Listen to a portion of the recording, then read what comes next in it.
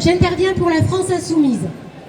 Chers amis, chers camarades, hier, le ministère de la Santé de Gaza a publié un document de 1516 pages énumérant les noms de plus de 50 000 Palestiniens et Palestiniennes tués à Gaza entre le 7 octobre 2023 et le 22 mars 2025. Et malheureusement, il ne s'agit que des morts et des mortes identifiés dans les hôpitaux. Combien en reste-t-il toujours ensevelis sous les décombres de leurs habitations? Au total, 474 pages répertorient plus de 15 600 enfants massacrés. Les 27 premières pages ne comprennent que des bébés de moins d'1 an. Le 1er avril, l'UNICEF a indiqué qu'au moins 322 enfants auraient été tués depuis la rupture du cessez-le-feu. Ces dernières heures, les forces israéliennes ont commencé des opérations terrestres à Choujaïa, un quartier de Gaza-Ville, afin d'étendre la zone de sécurité. Je cite bien évidemment ce qu'a déclaré l'armée. Cette offensive a eu lieu moins de 48 heures après que le Premier ministre génocidaire Benjamin Netanyahou a promis d'accentuer la pression militaire sur le Hamas. L'armée a également annoncé avoir tué un Palestinien qui lançait des pierres sur des soldats à Houssan, en Cisjordanie occupée. Et la liste des atrocités commises ne s'arrête pas là. Il y a une semaine, la banlieue sud de Beyrouth a été bombardée.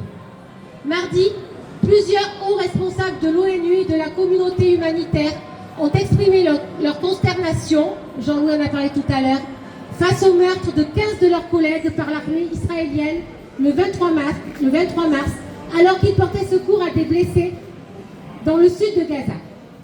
L'un des membres de l'équipe a toujours porté disparu. Ils ont été retrouvés dans une fosse commune, ce qui soulève d'importantes questions quant à la conduite de l'armée israélienne pendant et après l'incident, a déclaré Volker Turk, chef des droits de l'homme de l'ONU. Et que font les dirigeants mondiaux face à cela? La presse nous rapporte qu'Emmanuel Macron a haussé le ton suite au bombardement de Beyrouth en accusant Benjamin Netanyahou d'avoir violé le cessez-le-feu de manière unilatérale. Il a jugé ces frappes inacceptables. Quelle incidence cela a-t-il eu sur le conflit? Aucune. Jeudi, le Premier ministre hongrois Viktor Orban a reçu son homologue israélien visé par un mandat d'arrêt de la Cour pénale internationale pour des crimes de guerre et crimes contre l'humanité présumés dans la bande de Gaza. Bienvenue à Budapest, a écrit sur Facebook le ministre de la Défense Christophe Zalai Drobovnicki. Cette visite avait pour but de rallier le soutien hongrois au plan du président américain Donald Trump qui prévoit de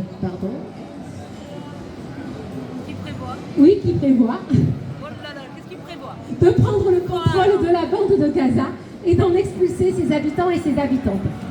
Toutefois, la portée de ce déplacement est surtout symbolique. Son but ultime est de retrouver la capacité de voyager où il veut, commente Moshe Klugat, consultant et ancien conseiller du dirigeant israélien.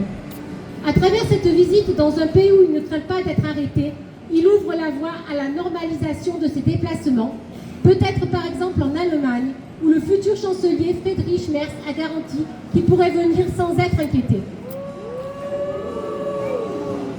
Voilà pourquoi, 18 mois après le 7 octobre, nous nous retrouvons encore et toujours pour manifester. Notre voix s'élève pour que cessent enfin toutes ces atrocités. Notre voix s'élève pour que justice soit rendue et que ce génocide soit reconnu. Notre voix s'élève pour que triomphe l'humanité. Aujourd'hui, plus que jamais, nous soutenons les Gazaouis, les Libanais et les Libanaises et d'une façon plus générale, tous les peuples opprimés. Je vous invite d'ailleurs à signer la mobilisation internationale pour le docteur Abou Safia. Je ne me rappelle plus.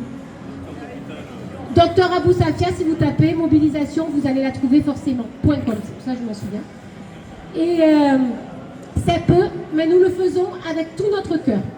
Et je ne peux m'empêcher de penser à cette parole du Coran, qui du reste est également un proverbe juif.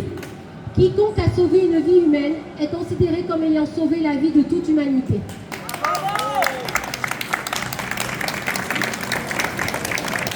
D'ailleurs, j'en profite que nous sommes sur cette place aussi.